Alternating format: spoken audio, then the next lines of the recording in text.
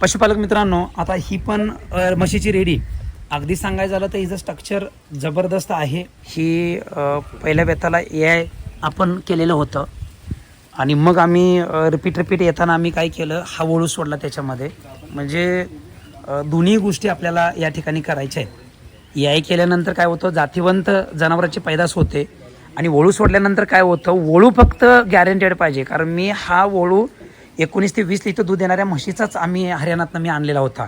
कारण याची हिस्ट्री होती, याचा इतिहास बघितला आणि विश्वासानं आम्ही या ठिकाणी घेऊन आलो. पण आज रेडी ही गाभण आहे किंवा नाही हे थोडंसं चेक करूया. आणि आम्ही पिढी किटनं सुद्धा चेक केलेलं आहे. पण परत एकदा आम्ही खात्रीसुद्धा या ठिकाणी करणार आहोत, गाभ आहे किंवा नाही.